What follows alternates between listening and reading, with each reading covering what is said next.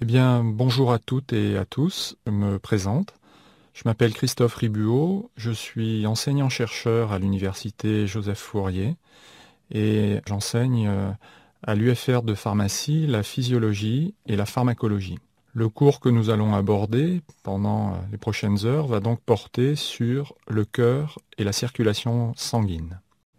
Le système circulatoire a pour rôle de transporter l'oxygène, mais également les substances absorbées dans le tube digestif aux différents tissus de notre organisme et de retourner le gaz carbonique aux poumons ainsi que les autres produits du métabolisme aux reins.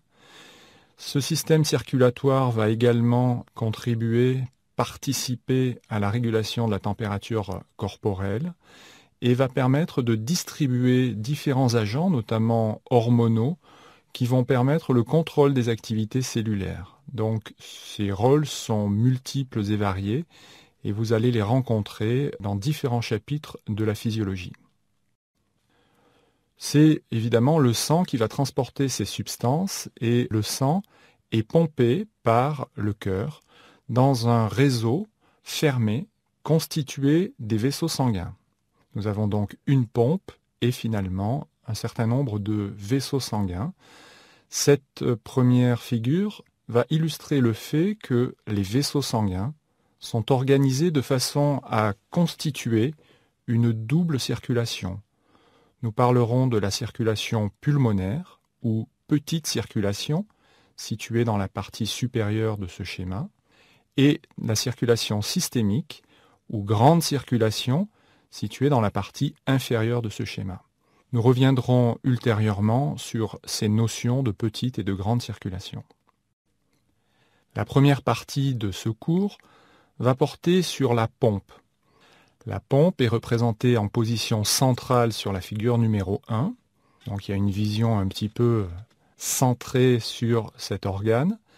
Nous aborderons successivement les chapitres traitant de l'activation rythmique de la contraction, puis de l'électrocardiogramme.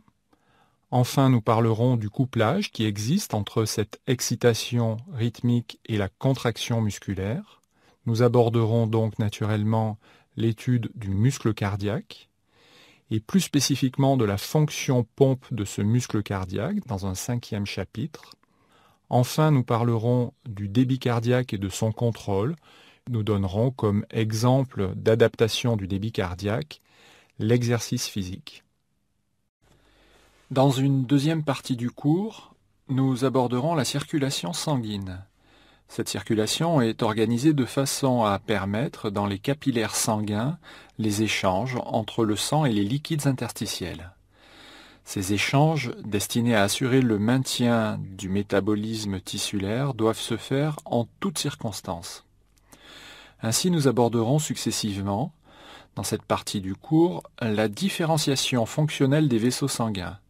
Puis, nous traiterons de la circulation dans le système à haute pression, de la régulation de la pression artérielle et du contrôle local du débit sanguin. Nous passerons alors à l'étape de la circulation sanguine à basse pression. Je vous remercie de votre attention.